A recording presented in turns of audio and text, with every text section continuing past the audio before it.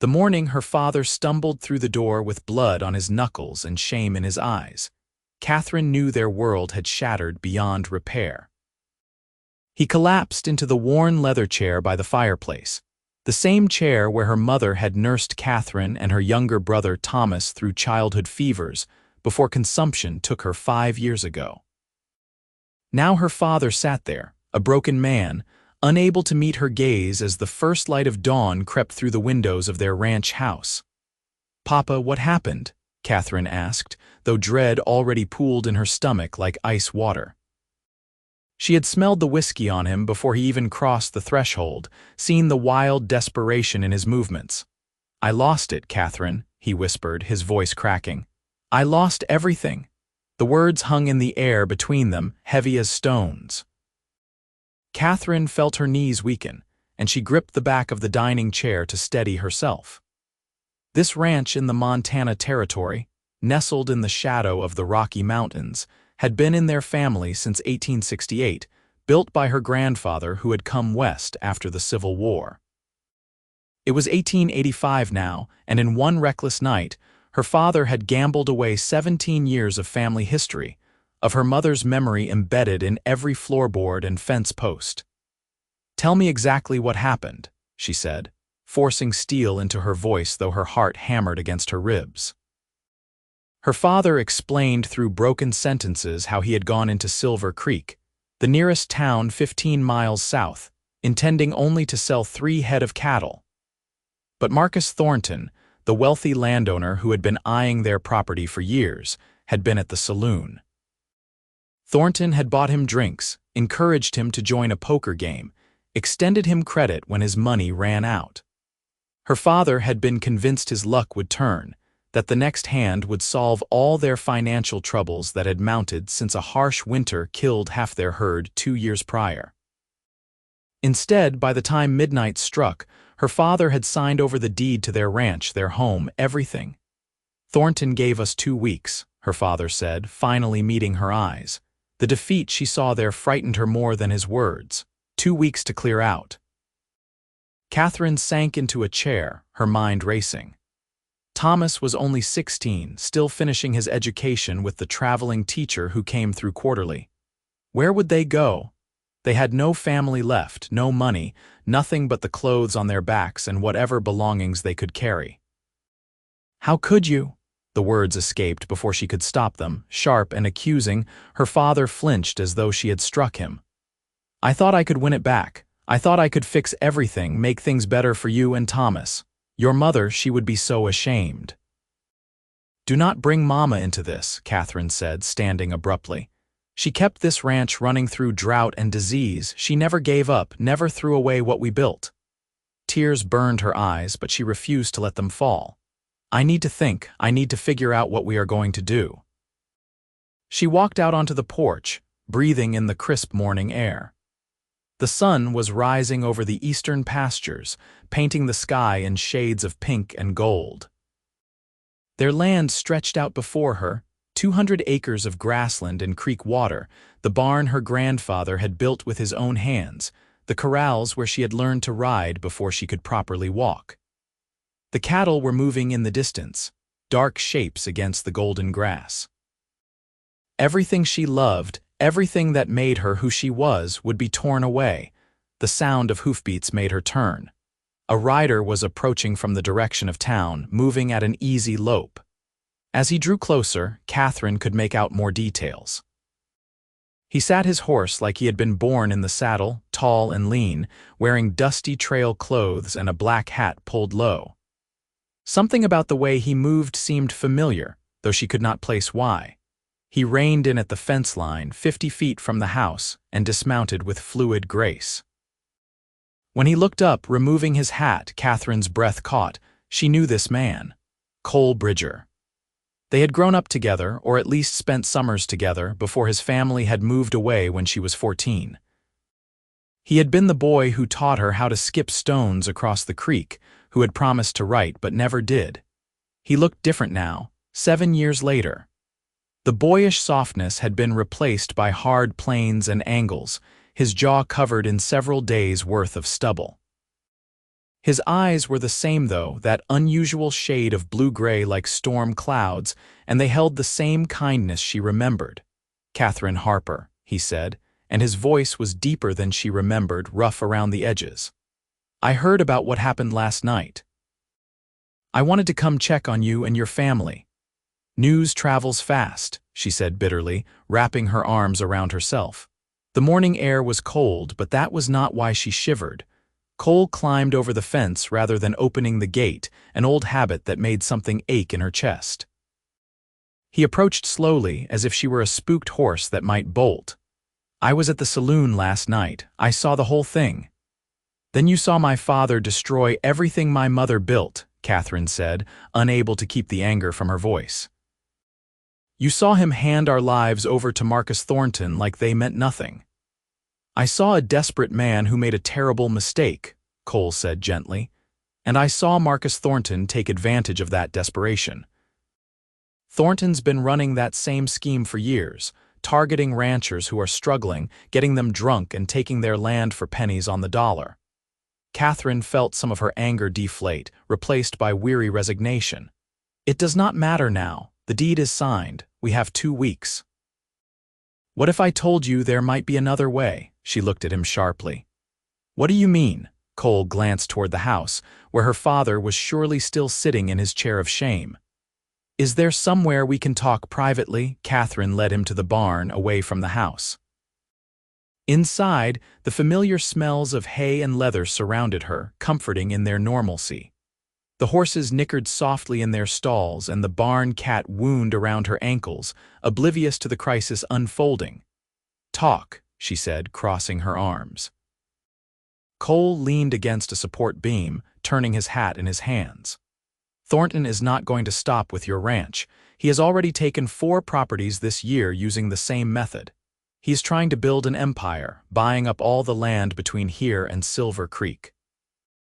He paused, seeming to choose his words carefully. "But the man has one weakness. He cannot resist a challenge. If someone calls him out, questions his skill, he has to prove himself." "What are you suggesting?" "I am suggesting I challenge him to another game, your ranch as the stakes." Catherine stared at him.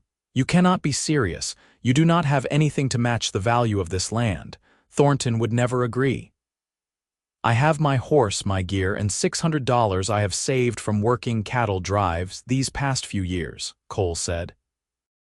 "More importantly, I have a reputation. I have spent the last 3 years playing cards from Texas to Montana, and I have gotten good at it. Very good. Thornton knows who I am. If I challenge him publicly, question whether he really won your ranch fair and square, or if he cheated a drunk man, his pride will force him to accept." "And if you lose?" Catherine asked, though hope was beginning to flutter in her chest like a caged bird. "Then you will have nothing, and we will still be homeless." "Then I will be no worse off than I already am," Cole said with a slight smile. "I am a drifter, Catherine. I have been moving from town to town since my parents died 4 years ago. I have nothing to tie me down, no responsibilities." "But you have a brother to care for, a legacy to protect. Let me do this." "Why?" The question came out as a whisper. "Why would you risk everything for us? You do not even know us anymore."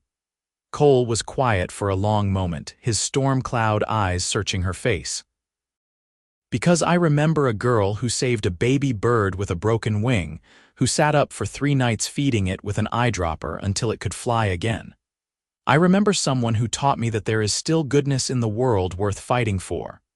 He straightened, settling his hat back on his head. "And because what Thornton is doing is wrong, someone needs to stand up to him." Catherine felt tears threatening again, but this time they were not born entirely of despair. "When would this happen?" "Tonight. I will ride into Silver Creek this afternoon, make sure Thornton is at the saloon, and call him out in front of witnesses. It has to be public, so he cannot back down and so everyone knows the terms." "I am coming with you," Catherine said firmly. "Catherine, I do not think that is a good idea. These situations can get ugly. This is my home. We are talking about my family's future. I will not sit here helplessly while someone else decides my fate." She lifted her chin, daring him to argue. "I am coming. Cole studied her for a moment, then nodded slowly. All right. But you stay close to me and do exactly what I say if things go wrong. Agreed, agreed. They made their plans quickly. Cole would return to his camp to rest and prepare. Catherine would spend the day putting the ranch in order, taking care of the animals, and explaining the situation to Thomas. They would meet at the edge of town just before sunset, then enter the saloon together. After Cole rode away, Catherine returned to the house. Her father had not moved from his chair. Thomas was awake now, sitting at the kitchen table with confusion and worry written across his young face. "Catherine, what is happening?" he asked. "Papa will not talk to me." She sat down beside her brother and took his hand. "Papa made a mistake. He gambled away the ranch." Thomas's eyes widened with shock and she hurried on before he could speak, "But there is a chance to fix it." "Do you remember Cole Bridger, the older boy who used to visit summers, the one who could ride anything?" "Yes, he is back, and he is going to try to win our ranch back from the man who took it." She explained the plan, watching Thomas's expression shift from shock to fear to tentative hope. "What if he loses?" Thomas asked, echoing her own earlier question. "Then we will figure something out. We are Harpers. We do not give up." She squeezed his hand. "But right now, we need to take care of the ranch. The animals still need tending, and we need to keep everything running normally." "Can you help me with that?" Thomas nodded, straightening his shoulders in a way that reminded her painfully of their mother. "What do you need me to do?" They spent the day working. Catherine mucked out the stalls while Thomas hauled water and scattered feed. She checked on the cattle, rode the fence line looking for breaks that needed mending. Every task felt weighted with significance. This might be one of the last times she performed these familiar rituals. She tried to memorize everything. The way the wind sounded moving through the grass, the distant call of hawks, the solid warmth of her horse beneath her. Her father emerged from the house around midday, moving like a man decades older than his 43 years. He tried to help with the work, but Catherine could barely look at him. The anger had settled into something colder and harder in her chest. She knew he had not meant to hurt them, that he had been trying to help in his broken, misguided way. But the result was the same. He had betrayed their trust and their mother's memory. As the sun began its descent toward the western mountains, Catherine washed and changed into her best dress, a deep blue cotton that her mother had made for her 3 years ago. She braided her long brown hair and pinned it up, studying herself in the mirror. At 21 years old, she looked older than her years, she thought. The Montana sun had dusted freckles across her nose, and worry had carved faint lines at the corners of her eyes. But her jaw was set with determination, and her hazel eyes blazed with purpose. "You look like your mother," her father said from the doorway, startling her. Catherine turned. "I need to leave soon." "I know." He stepped into the room, wringing his hands. "Catherine, I am sorry. Those words are not enough, will never be enough, but they are all I have. If I could take it back, if I could undo last night, I would give anything. But you cannot," she said quietly. "So now we have to live with the consequences." She softened slightly at the pain in his face. "Cole Bridger is risking everything to help us, a man who owes us nothing. I hope you understand what that means." "I do," her father whispered. "And I will spend the rest of my life trying to deserve that kindness, trying to deserve your forgiveness." Catherine nodded once, then brushed past him. Thomas was waiting by the door, already holding the reins of her horse. "I want to come," he said as she approached. "No, you need to stay here, keep things running. If something goes wrong, if this does not work, I need you to be ready to help pack up our essential belongings." She hugged him tightly. "You are the man of this family now, Thomas. I am counting on you." He hugged her back fiercely. "Be careful." The ride to Silver Creek took just over an hour. The sun was painting the sky brilliant orange and purple as Catherine approached the meeting spot Cole had indicated, a stand of cottonwoods at the north edge of town. He was already there, and he had cleaned up. His face was shaved, his dark hair still damp and slicked back. He wore a clean shirt and vest, and his gun belt sat low on his hips. "You look ready," Catherine said as she reined in beside him. As ready as I will ever be, Cole said. Last chance to change your mind about coming inside, not a chance. They rode into town together as the first lamps were being lit in windows.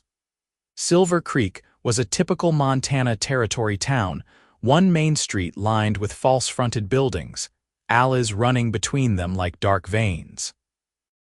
The saloon was the largest structure, 2 stories tall, with light and music spilling from its windows and doors. Even from outside, Catherine could hear the piano and the rumble of male voices. Cole dismounted and tied both horses to the rail, then offered Catherine his arm. Stay close. Once we are inside, find a spot near the wall where you have a clear view but are out of the way. Do not interact with anyone unless you absolutely must. The saloon was crowded, thick with smoke, and the smell of whiskey and unwashed bodies. Catherine felt eyes turn toward her as they entered. Respectable women did not frequent such establishments, but she lifted her chin and ignored the stares. Cole guided her to a position near the bar where she could see most of the room, then left her there as he surveyed the crowd. Catherine spotted Marcus Thornton almost immediately. He sat at a large table in the back, surrounded by other men. Thornton was in his 50s, thick around the middle, with oiled hair and expensive clothes that stood out among the working cowboys and miners. He was laughing at something, a cigar clamped between his teeth, looking like a man without a care in the world. Cole walked directly to Thornton's table. The conversations around them began to quiet, rippling outward as people noticed the confrontation brewing. "Marcus Thornton," Cole said, his voice carrying clearly through the room. "I want to talk to you about the game you played last night." Thornton looked up, his eyes narrowing.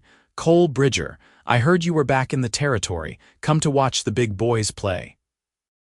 I came to question whether what you did last night could be called playing, or if it was more like stealing from a drunk man who did not know better." The room went completely silent. Thornton's face flushed dark red. He stood slowly, his chair scraping loudly against the floor. "You want to be very careful about what you are accusing me of, boy." "I am not a boy," Cole said calmly, "and I am not accusing, I am stating facts. Patrick Harper came in here with maybe $20 to his name, and you plied him with whiskey and extended him credit he could not afford until you had bled him dry. Everyone here knows that is your pattern. You have done it to half a dozen ranchers in the past 2 years. That is called business," Thornton said coldly. "If a man is fool enough to gamble what he cannot afford to lose, that is his problem. Then you would not be afraid to play a real game, would you, against someone sober, someone who knows what they are doing?" Cole's voice was steady, almost casual, but Catherine could see the tension in his shoulders. "Unless your skill only works on desperate, drunk men," Thornton's eyes went flat and dangerous. "What exactly are you proposing? A game? Poker 5-card draw, you put up the deed to the Harper Ranch." "I put up everything I own, $600 in cash, my horse, my gear, and I will throw in 2 years of free labor. I will work your land, any job you want, for 2 years with no pay. That is worth more than the ranch itself, and you know it." Murmurs ran through the crowd. It was an extraordinary offer. 2 years of skilled labor from a man like Cole Bridger, known as one of the best horsemen and cowhands in the territory, was worth far more than $600. Combined with the cash, it actually exceeded the value of the Harper Ranch by a significant margin. Thornton knew it too. Catherine could see the greed flickering in his eyes, warring with suspicion. "Why would you make such an offer? What is the Harper place to you?" "That is my business," Cole said. "The question is whether you have the courage to accept. Or are you going to prove what everyone already suspects, that you are only brave when you are fleecing desperate men?" The challenge hung in the air. Thornton could not back down now, not publicly, not with dozens of witnesses watching. His reputation was on the line. "Fine," Thornton said finally, his voice tight. "But we do this proper. No accusations of cheating from either side. We use a new deck and we have a neutral dealer. Hank," he gestured to the bartender. "You deal, and everyone here is witness to the terms." The Harper Ranch deed against Bridger's 600 cash, his gear and horse, and 2 years' labor. Agreed, agreed, Cole said. A table was cleared quickly. Hank brought a fresh deck of cards, still in its sealed wrapper, and opened it in front of everyone. Cole counted out $600 in a mix of bills and gold coins, stacking them neatly on the table. Thornton produced the deed to the Harper Ranch from inside his jacket, laying it beside Cole's money. Catherine's heart hammered so hard she felt dizzy. Everything depended on this. She watched Cole settle into the chair across from Thornton, his face becoming expressionless, unreadable. This was not the kind boy who had taught her to skip stones. This was a professional gambler, cold and calculating. The game began. Catherine did not understand all the intricacies of poker, but she could read the tension in the room. Other games had stopped. Men crowded around the table, watching every card laid down, every bet made. Thornton played aggressively, trying to intimidate Cole into folding. But Cole remained calm, calling when he needed to, folding when the odds were against him, his expression never changing. The first hand went to Thornton. Catherine's stomach dropped, but Cole just nodded and waited for the next deal. The second hand went to Cole, then the third to Thornton. They were trading victories, neither gaining significant ground. An hour passed. Catherine's hands were clenched so tightly her nails cut into her palms. The pile of chips moved back and forth between the two men like a tide. Cole was good, she could see that. He noticed things, tiny tells in Thornton's behavior. The way the older man's eye twitched when he was bluffing. How his breathing changed when he had a good hand. Slowly, incrementally, Cole began to pull ahead. Thornton's face grew redder, his movements more agitated. He was losing, and he knew it. He began to play more recklessly, making larger bets, trying to force Cole into mistakes. But Cole did not make mistakes. He played with mechanical precision, showing no mercy. Finally, as the clock above the bar struck 10, the critical hand was dealt.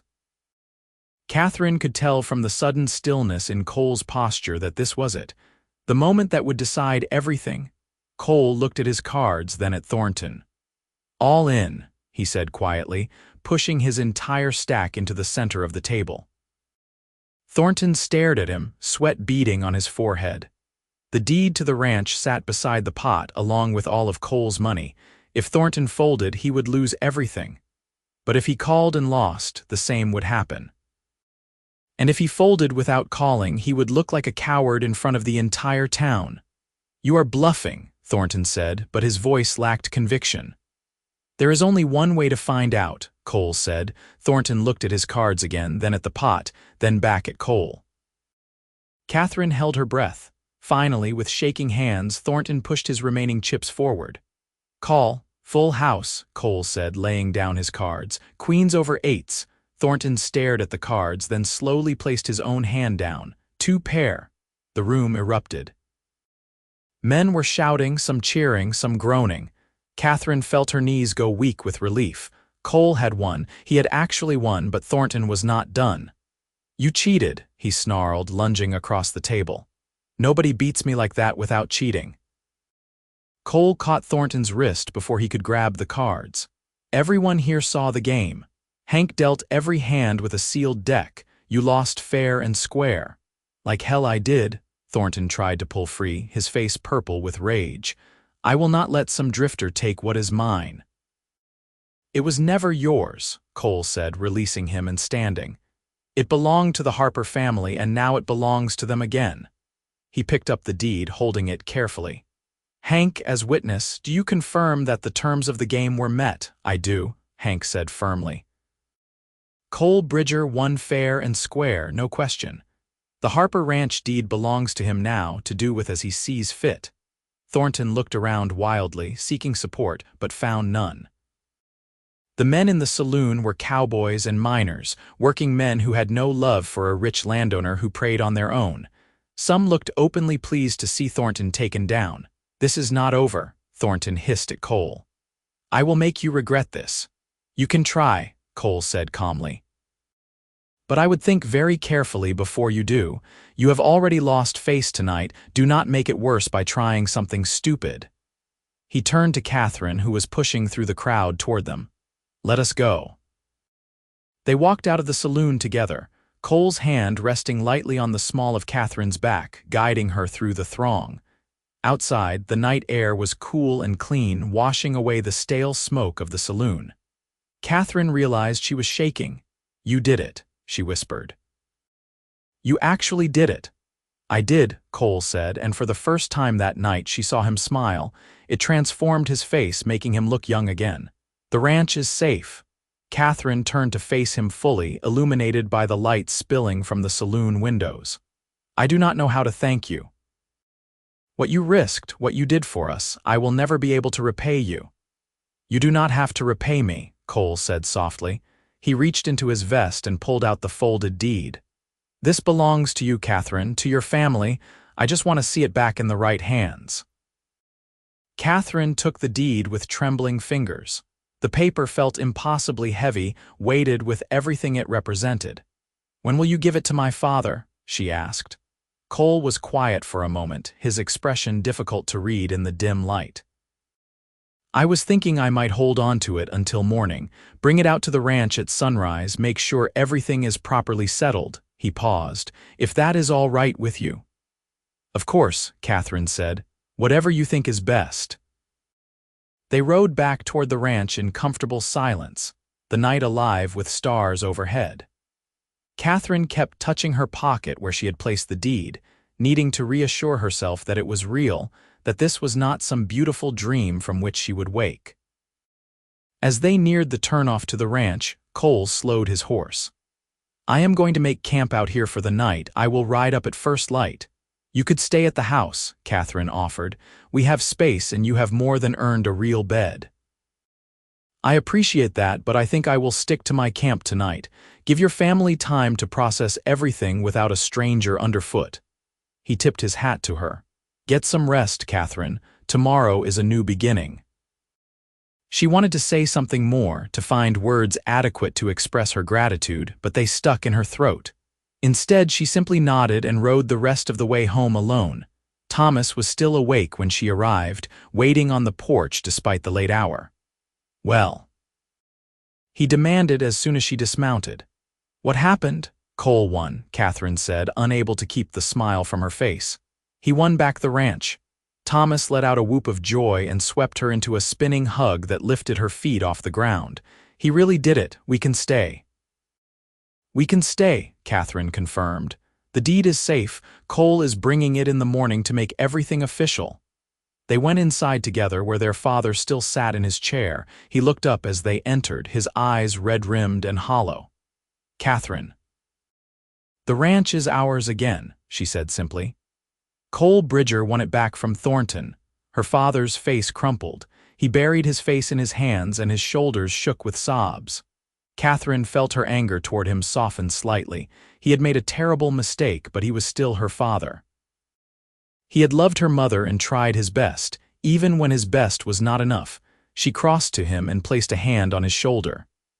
"You are going to have to earn back our trust, Papa, and you are going to have to find a way to thank Cole properly, but for tonight, we are safe.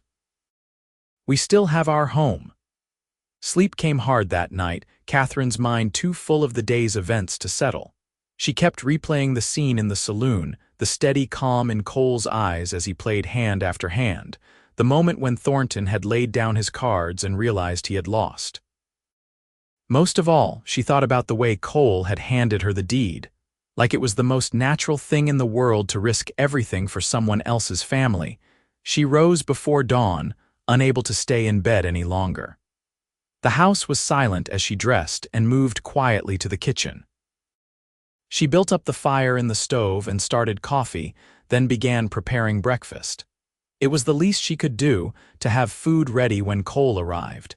The eastern sky was just beginning to lighten when she heard hoofbeats. Catherine wiped her hands on her apron and walked out onto the porch. Cole was riding up the path, silhouetted against the dawn sky. He sat tall in the saddle, and something about the sight made her heart beat faster.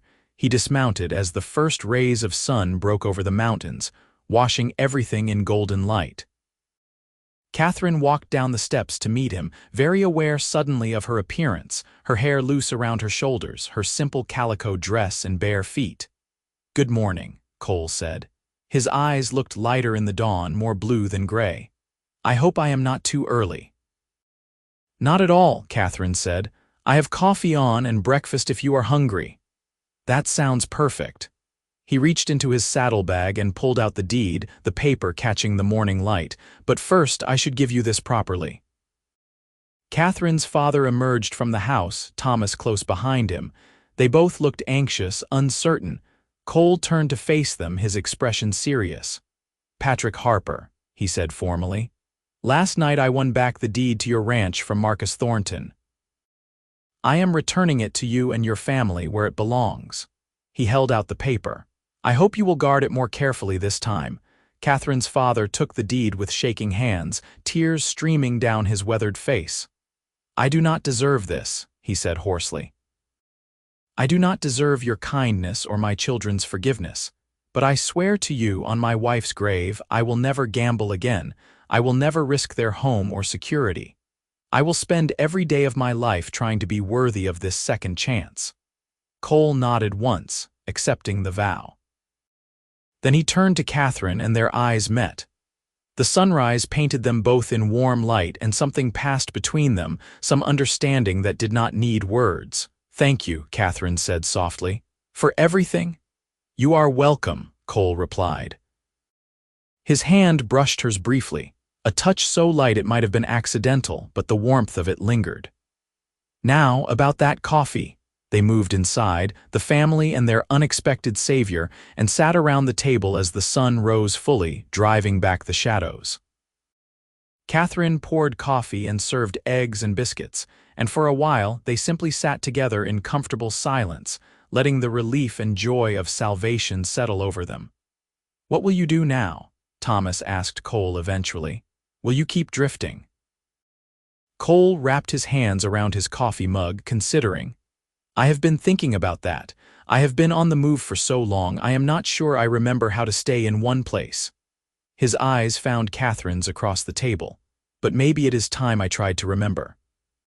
If you folks would have me, I would like to hire on here as a ranch hand. I can work for fair wages, earn my keep properly." Catherine's heart leaped, but she kept her voice steady. "We cannot afford to pay much. The ranch is still struggling financially, even without the gambling debt."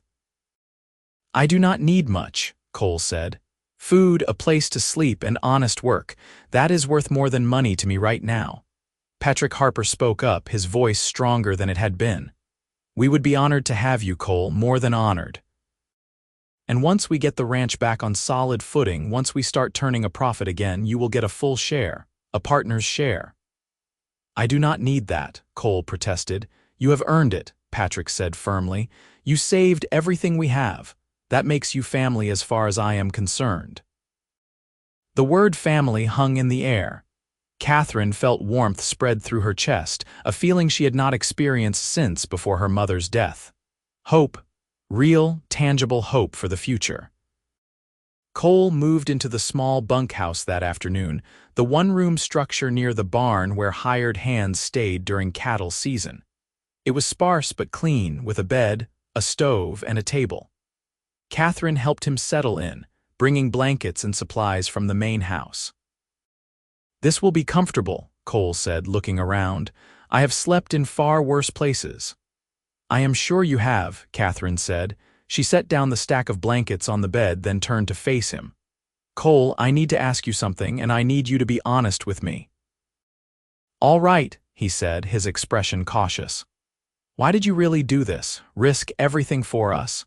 You said you remembered me from when we were children, but that was 7 years ago. We were just kids. I need to understand." Cole was quiet for a long moment, leaning against the doorframe, the afternoon light slanting across his face. "When my parents died, I lost everything," he said finally. "Our ranch, my home, all of it had to be sold to cover their debts. I know what it feels like to have your world ripped away through no fault of your own. The difference is I was already 18, already grown. I could make my own way. But you have Thomas to think about, and your father clearly needs help." He paused. When I heard what happened, when I saw Thornton celebrating his win like it was just another business deal, something in me snapped. I could not let him get away with it, not when I had the skills to stop him. That is the whole reason, Catherine pressed. Just empathy for our situation. Cole met her eyes, and something in his gaze made her breath catch. Not the whole reason, no. When I saw you yesterday morning on that porch, looking so fierce and heartbroken at the same time, something in me recognized something in you, like calling to like. I have been alone for a long time, Catherine, drifting from place to place, never putting down roots because I was afraid to lose anything else. But maybe I have been alone long enough. The air between them felt charged, electric. Catherine took a step closer. I am glad you are staying. So am I, Cole said softly. The days that followed fell into a rhythm. Cole proved himself worth his weight in gold, working from dawn until dusk, repairing fences, breaking horses, tending cattle. He had a gift with animals, a patience and understanding that made even the most skittish horse calm under his hands. Catherine found herself watching him work more often than she cared to admit, admiring the fluid economy of his movements, the quiet competence he brought to every task. They fell into easy conversation during meals, talking about everything and nothing. Cole told stories of his travels, of cattle drives across endless plains and nights under stars so thick they looked like spilled salt. Catherine shared memories of her mother, stories she had not told anyone in years. Thomas followed Cole around like a puppy, soaking up knowledge about ranching and horses and the wide world beyond their small corner of Montana territory. Even Patrick Harper began to emerge from his cloud of shame. He threw himself into work, determined to prove himself worthy of his second chance. Cole treated him with respect, never mentioning the gambling incident, and gradually, her father's shoulders began to straighten again, some of his old confidence returning. 2 weeks after Cole's arrival, Catherine was hanging laundry on the line when she heard raised voices from the direction of the road. She turned to see a group of riders approaching, 6 men in dusty trail clothes. Her stomach tightened with instinctive fear until she recognized the lead rider. Jake Morrison, an old friend of her father's from town, pulled up at the fence line. "Catherine, is your father here, in the barn?" she called back. "What is wrong?" "Thornton is planning something," Jake said grimly. "My boy heard him in the saloon last night, talking about how he is going to get his property back one way or another. He has hired some rough men, gunslingers from down south. We wanted to warn you folks." Cole emerged from the barn, followed by her father and Thomas. "How many men?" Cole asked. "At least 4 that we know of, maybe more." Jake spit tobacco juice into the dirt. "Thornton is not the kind to accept defeat. We figured he would try something." "When?" Patrick Harper's face had gone pale. "Could be any time. Tonight, tomorrow, we do not know." Jake looked at Catherine, his expression apologetic. "We thought about going to the sheriff, but you know how it is. Thornton owns half the town. The law would not help you unless actual violence occurred, and by then it might be too late." Cole's jaw tightened. "Thank you for the warning." "We will be ready." After Jake and his friends left, they held a council in the house. "Maybe we should leave," Patrick said, his voice shaking. "Just pack up and go. No amount of land is worth dying for." "We are not running," Catherine said firmly. "Mama did not run when times got hard, and neither will we." "Your mother did not have hired guns coming after her," her father protested. "Actually, she did," Catherine said quietly. "Remember the winter of 1880 when that gang tried to rustle our cattle? Mama sat on this porch for 3 nights with a rifle across her lap until they finally gave up and moved on. She was not going to let anyone take what was ours. Neither am I." Cole looked at her with something like admiration in his eyes. "Catherine is right. If we run, Thornton wins. He will take this land and probably go after some other family next. Someone has to stand up to him." They spent the afternoon preparing. Cole checked all the weapons, cleaning and loading rifles and revolvers. Catherine and Thomas secured the animals in the barn and brought supplies into the house. Her father nailed shutters over the windows, turning their home into something resembling a fort, As night fell, they took positions. Cole was on the porch, sitting in the shadows where he could see anyone approaching. Patrick Harper was upstairs with a rifle at the bedroom window. Thomas, despite his protests, was stationed inside with instructions to stay away from windows. Catherine refused to hide, taking position beside Cole with her mother's old rifle across her knees. "You should be inside," Cole said quietly as the last light faded from the sky. "So should you," Catherine countered. "But here we both are." He smiled slightly at that. They sat in silence as the stars emerged bright and cold overhead. Hours passed. Catherine's hands grew stiff from gripping the rifle, but she refused to relax. "Tell me something," Cole said eventually, his voice barely above a whisper.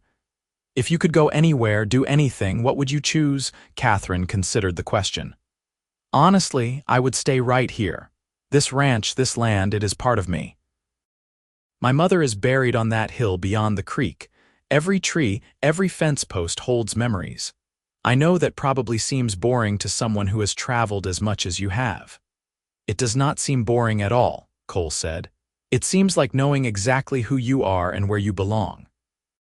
That is a rare gift. What about you? Is there anywhere you have felt like you belonged?" Cole was quiet for so long she thought he might not answer. Then he said, "Here. These past 2 weeks working this land, sitting at your family's table. It has felt more like home than anywhere I have been in years." He turned to look at her, his face barely visible in the starlight. "You make it feel like home." Catherine's heart stuttered. Before she could respond, movement caught her eye. Riders approaching from the east, moving slowly with their horses at a walk. She counted 4 shapes, maybe 5. "They are coming," she breathed. Cole stood in one fluid motion, his hand dropping to the gun at his hip.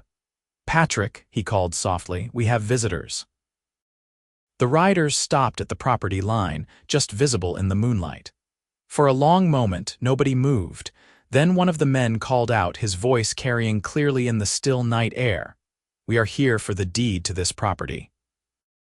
Marcus Thornton is the rightful owner and he is claiming what is his. You folks can leave peacefully or we can do this the hard way. Your choice." Cole stepped to the edge of the porch, positioning himself between the riders and Catherine.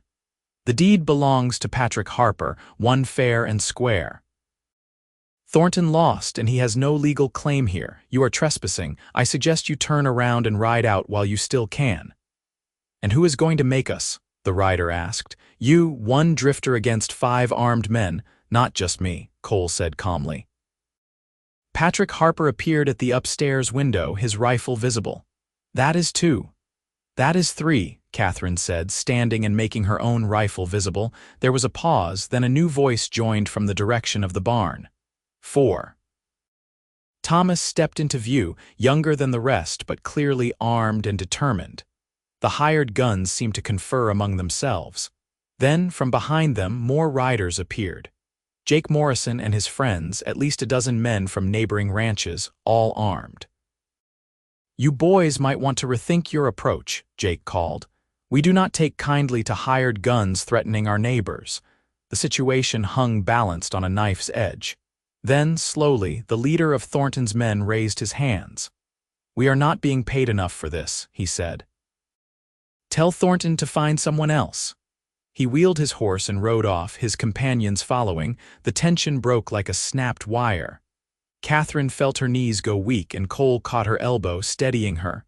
"It is all right," he murmured. "They are gone." Jake and the others rode up to the house. "We figured you might need some backup," he said with a grin. Word got around about what Thornton was planning. There are about 20 ranchers in the area who decided enough was enough. If he comes back, he will find a lot more than just your family waiting. They spent an hour talking, making plans to watch out for each other, to stand united against any future threats. Finally, the neighbors rode home, leaving the Harper family and Cole alone in the quiet night. Inside the house, Catherine made coffee, her hands shaking with delayed reaction. Cole sat at the table and she noticed his hands were completely steady. "How are you so calm?" she asked. "Practice," he said. "I have been in tight situations before." You learn to save the fear for after when it is safe to feel it. Patrick Harper came downstairs, looking older than his years. I nearly got us all killed tonight, he said hoarsely. My gambling debt nearly cost you your lives. But it did not, Catherine said firmly. We survived and we are stronger for it.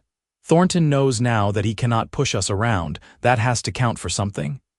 It counts for everything, Cole said. He looked at Patrick. You made a mistake, but you are trying to fix it. That takes courage too. Over the following weeks, the ranch began to truly thrive.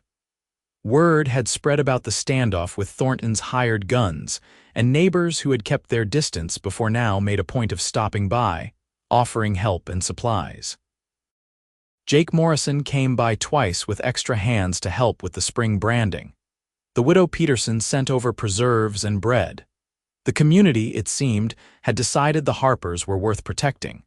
Cole and Catherine fell into an easy partnership, working side by side to repair years of neglect. He taught her tricks his father had taught him about reading cattle and weather. She showed him her mother's system for tracking breeding lines and yields. They talked while they worked, and the conversations grew deeper, more personal. One afternoon in late May, they were riding the north pasture checking on newborn calves when a sudden thunderstorm blew in. They took shelter in an old line shack, barely more than 4 walls and a roof, but it kept out the worst of the rain. They stood in the doorway watching lightning fork across the sky, the smell of rain and wet earth overwhelming. I love this, Catherine said softly. The wildness of it, the power. Mother used to say you could not really know Montana until you had stood in a thunderstorm and felt small. She sounds like she was a remarkable woman, Cole said. She was. She was strong and brave, and she never gave up, no matter how hard things got. Catherine turned to look at him. You remind me of her sometimes, that same quiet strength. Cole reached out and tucked a strand of hair behind her ear, his fingers lingering against her cheek. Catherine, I need to tell you something. Her heart was pounding, but she kept her voice steady. What? These past months working here, being part of your family, it has been the best time of my life since my parents died. I wake up every morning looking forward to the day because I know I will see you. His thumb brushed across her cheekbone. I am falling in love with you. I think I started that first morning when I saw you on the porch, and every day since has just made me more certain. Catherine felt tears prick her eyes, but they were happy tears. I love you too, she whispered. I think I have been falling for you since you handed me that deed at sunrise. Maybe even before that, if I am being honest. Cole smiled, and it transformed his whole face, making him look young and hopeful. Can I kiss you? Yes, Catherine breathed. He leaned down slowly, giving her time to change her mind, but she had never been more certain of anything. When his lips met hers, it felt like coming home, like every piece of her life clicking into place. The kiss was gentle at first, then deeper, more passionate. Catherine wound her arms around his neck, pressing closer, and Cole's arms came around her waist, holding her like she was precious beyond measure. When they finally broke apart, both breathless, the storm was passing. Sunlight was breaking through the clouds, painting everything in golden light. Marry me, Cole said suddenly. I know it is fast, I know we should probably wait longer, but I do not want to waste any more time. I want to wake up next to you every morning. I want to build a life here with you. Say yes. Catherine laughed, pure joy bubbling up from her chest. Yes. Absolutely yes. They rode back to the ranch house holding hands, grinning like fools. When they announced their engagement, Thomas whooped and tackled Cole in a hug. Patrick Harper embraced them both, tears streaming down his face. Your mother would have loved him, he told Catherine. She always said you would know the right man when he made you feel strong instead of small. They were married 3 weeks later in a simple ceremony at the ranch, with neighbors and friends gathered to celebrate. Catherine wore her mother's wedding dress, carefully preserved in a trunk, the white lace still beautiful despite its age. Cole wore a new suit that Jake Morrison helped him pick out in town, though he looked uncomfortable in the formal clothes. The local minister presided, speaking about love and commitment and building a life together through hardship and joy. When Cole slipped the simple gold band onto Catherine's finger, his hands were shaking slightly. When she did the same for him, her voice was steady and sure. "I now pronounce you husband and wife," the minister said. "You may kiss your bride." Cole did, dipping Catherine back dramatically while their guests cheered and whistled. It was perfect, Catherine thought. Simple and honest and surrounded by people who cared about them. They spent their wedding night in the main house, which they would now share with her father and Thomas. It was not ideal for privacy, but it was home. Cole carried Catherine over the threshold, both of them laughing, and then up the stairs to the bedroom that had been Catherine's since childhood and was now theirs. He set her down gently, his hands coming up to cup her face. "I love you," he said seriously. "I will spend every day trying to be worthy of you." "You already are," Catherine said. She reached up and began unbuttoning his shirt, her fingers clumsy with nerves and anticipation. "You saved us, Cole. You saved everything." "No," he said, stilling her hands and bringing them to his lips. "You saved me. You gave me a home, a purpose, a reason to stop running. You are the gift here, Catherine. Never forget that." They made love slowly, tenderly, learning each other by candlelight. It was awkward at times, both of them new to this intimacy, but it was also beautiful and right. Afterward they lay tangled together, Catherine's head on Cole's chest, listening to his heartbeat. "What are you thinking?" Cole asked, his fingers trailing lazily through her hair. "That I am happy," Catherine said simply. "For the first time since Mama died, I am truly, completely happy." The years that followed were good ones. The ranch prospered under their joint management. Cole's skill with horses became legendary in the territory, and they began breeding and selling horses alongside cattle. Catherine kept the books and managed the household, her organized mind perfect for the intricate balance of running a working ranch. Patrick Harper slowly redeemed himself. He stayed sober, working hard, and gradually rebuilt his relationship with his children. He and Cole developed an easy friendship, the older man grateful for the second chance and the younger one patient with his mistakes. Thomas grew into a capable young man, learning everything Cole could teach him. When he turned 20, he announced his intention to start his own ranch in the northern part of the territory, and Cole and Catherine helped him get started, giving him breeding stock and advice. Marcus Thornton tried once more to cause trouble, spreading rumors and attempting to sabotage their sales. But the community stood with the Harpers, and eventually Thornton gave up and moved south. They heard years later that he had died in a saloon fight, trying to cheat the wrong man at cards. Catherine and Cole's first child was born in the spring of 1887. A healthy boy they named Patrick after her father and Michael after Cole's. Catherine had been terrified of childbirth, remembering how it had killed so many women, but the local midwife was skilled, and Cole held her hand through the whole ordeal, whispering encouragement and love. When the midwife placed the squalling, red-faced infant in Catherine's arms, she felt her heart expand in a way she had not known was possible. Cole sat beside her on the bed, his arm around her shoulders, both of them staring at their son in wonder. "We made this," Cole said in amazement. "He is perfect. He has your eyes," Catherine said, noting the blue-gray color. "He is going to be heartbreaker." Their second child, a daughter named Sarah after Catherine's mother, came 2 years later, then another son, James, 2 years after that. The house was full of noise and laughter and chaos, so different from the silent, mourning place it had been after Catherine's mother died. Patrick Harper delighted in his grandchildren, playing with them for hours, teaching them to ride as soon as they could walk.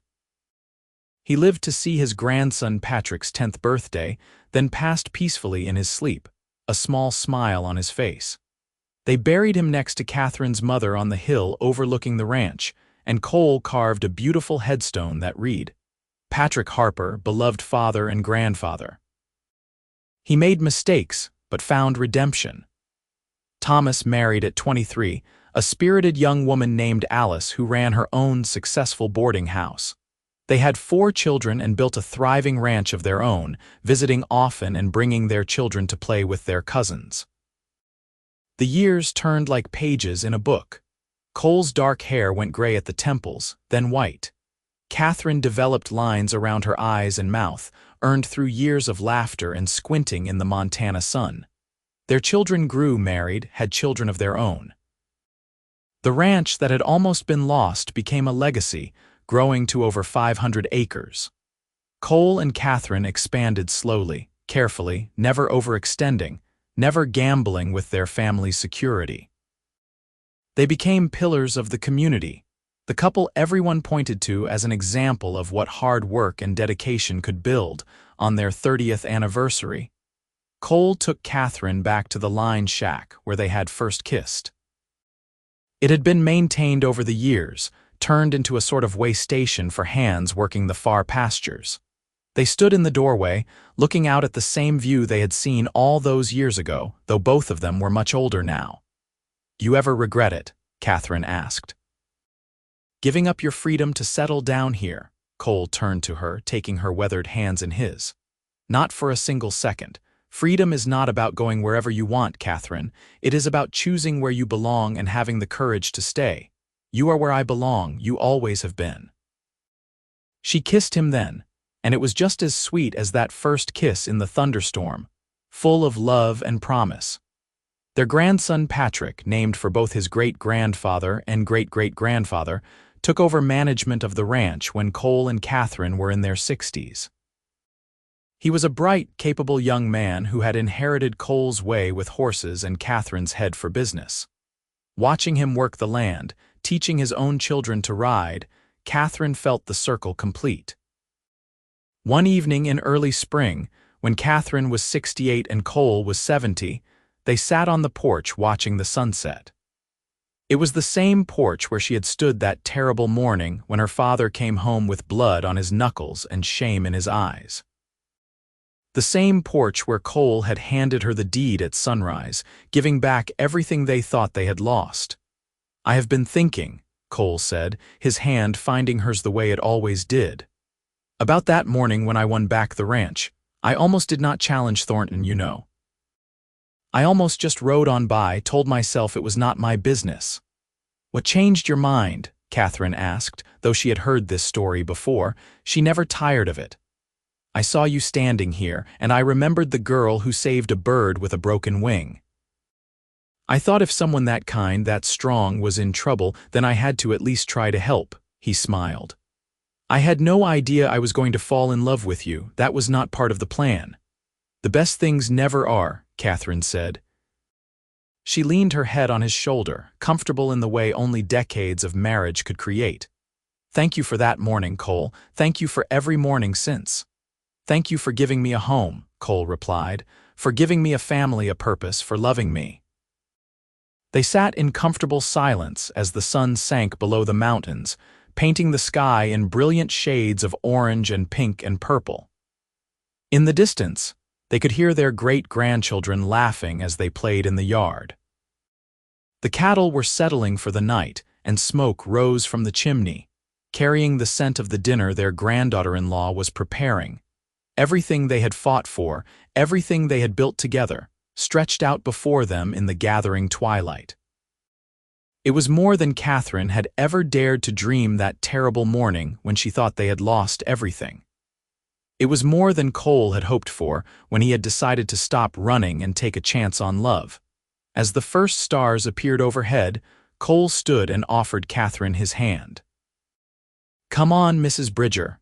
Let us go inside.